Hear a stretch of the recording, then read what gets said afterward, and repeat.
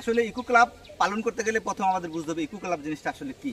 Eco club হলো একটা আসলে এমন একটা স্কুলের সহায়তায় বা স্কুলের বা শিক্ষা প্রতিষ্ঠানের সহযোগিতায় গড়ে ওঠা একটা পরিবেশ সম্বন্ধে একটা অ্যাওয়ারনেস প্রোগ্রাম, যেখানে ছাত্রছাত্রীরা কীভাবে জড়িত থাকবে, যেখানে ছাত্রদের পরিবেশ কি, পরিবেশ দূষণের কারণ কি, পরিবেশ দূষণের ফলে কি হতে পারে এটা জানবে।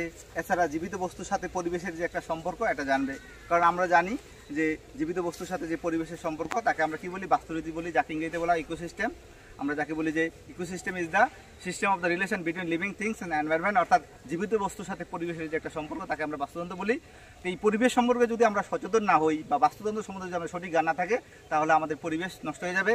কারণ পরিবেশ বিজ্ঞানীদের মতে আমাদের পৃথিবীতে যেভাবে দিনের পর দিন তাপমাত্রা বাড়ছে, এছাড়া পরিবেশ দূষণ হচ্ছে, এই অবস্থা চলতে থাকলে আমাদের এই সুজলা সুফলা মায়াবী পৃথিবী একদিন ধ্বংস হয়ে যাবে। এজন্য আমরাই দায়ী থাকবো।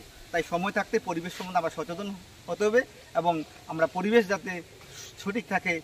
আমরা পৃথিবীতে চিরদিন থাকবো না, আমরা একদিন চলে যাব, কিন্তু পরবর্তী প্রজন্ম যারা আছেন আসবেন, তাই আমরা যদি এখন থেকে পরিবেশকে বাঁচানোর জন্য সচেতন না হই, তাহলে পরবর্তী প্রজন্মের কাছে দায়িত্ব অবহেলার দোষী থাকবো। তাই আসুন আমরা সবাই সচেতন হয়ে পরিবেশকে রক্ষা করি। আমরা চলে যাবো ঠিক আছে, কিন্তু পরবর্তী প্রজন্ম যাতে আমাদেরকে দায়িত্ব অবহেলার দোষী না করতে পারে, এই আমরা দায়িত্ব পালন করবো।